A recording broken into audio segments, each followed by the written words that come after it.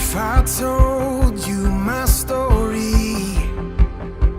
you would hear hope that wouldn't let go. Well, I've been coming to Grace, probably 5, maybe 6 years. I retired about 1.5 years ago, and I started getting into volunteering here at the church and at the Midwest Food Bank. Been married almost 30 years. My wife Kathy, we've got 3 children. We've lived in Mooresville since I think 2008, 2007, somewhere along in there.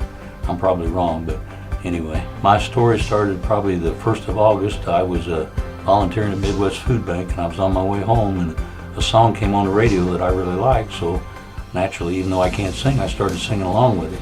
And when I started singing, there was no voice. And it's like, okay, when did that happen? I got laryngitis, I think. So I get home, I tell my wife about it, and I don't put a whole lot of worry into it. It goes about a week, and then it's not getting any better. So I called the doc, made an appointment, and went over. She put me on antibiotics, and we tried that for a 1.5 weeks, and that didn't work. So we got a hold of a specialist and went to see him, and he did some tests on me and said my vocal cords were paralyzed due to something restricting the nerve to the vocal cords. So he referred me to another specialist who did some more tests, and then he did a CT scan, and it showed a tumor on my lung. So they did a biopsy on it and determined that it was small cell lung cancer in the 3rd stage.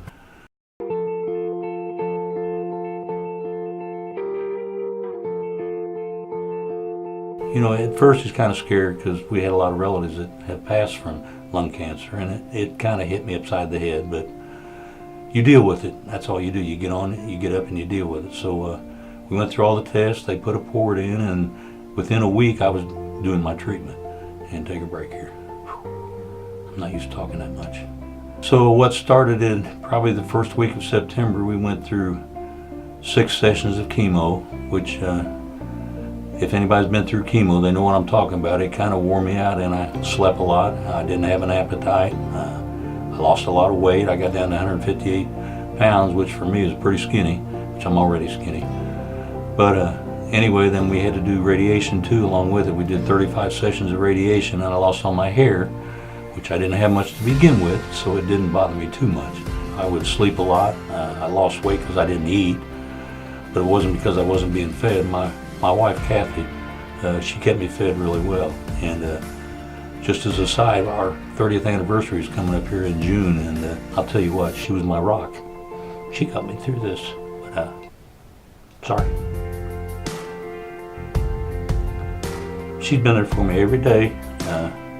She's listened to me whine and cry. You know what? I didn't cry a lot, but I whined a lot, and I slept a whole lot. But she's been with me by my side the whole time. She took me to the hospital a couple times. We had a couple scares. She's taken me to some of my treatments, and she's just been my rock. She's been my best friend for 33 years now, and I don't know what I would have done without her. The whole time we were going through this, our church family really stepped up to the plate.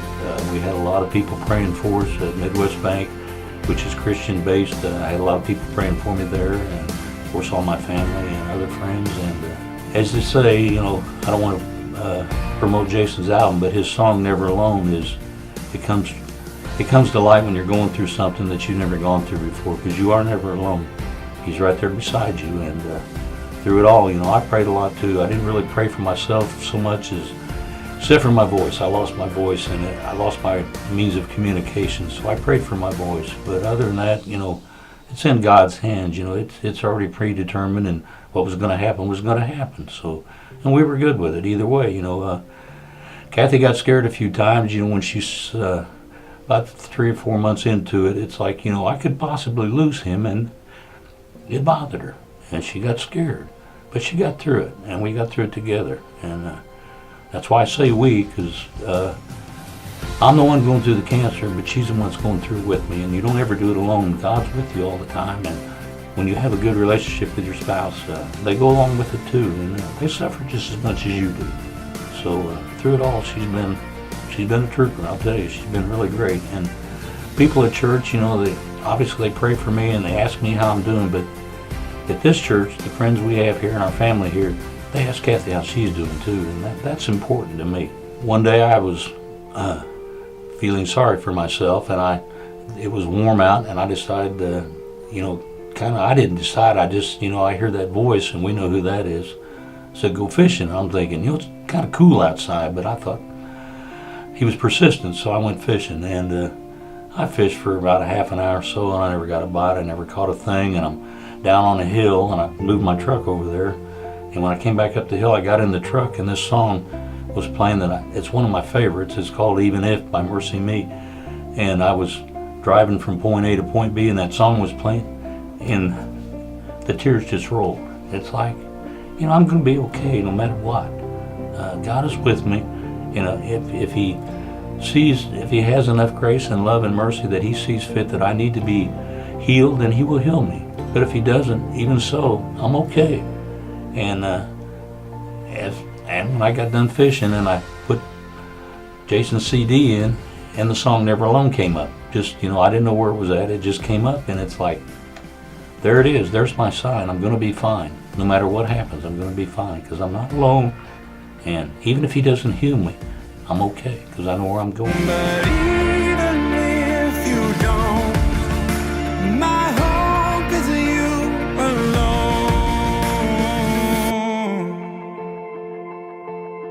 I'm 66 years old, and in my mind, I think, I can pretty much do anything. My body says otherwise, but little did I know all my life, I've had instances in my life where I've come close to actually being killed, and a couple of them were really, really close. And little did I know back then that I was never alone. God has always been with me. It's just I wouldn't allow him in my life. And now that I have, I can't believe the goodness that comes in my life, the things that happen, the people I've met. It's an amazing, amazing feeling to have God in your life, because he is there every day. One of my favorite passages in the Bible is Hebrews 13 verse 5 is, never shall I leave you, never will I forsake you. Never will I leave you, never will I forsake you. And it's true, he never has and he never will. Giving your life to Christ is one of the best things you could ever do, and you'll be amazed at how you will feel. When I was baptized, I was on cloud nine the week before, the week after, and it's an exhilarating feeling. It's something like you've never had in your life before. Well, with my soul, it is well.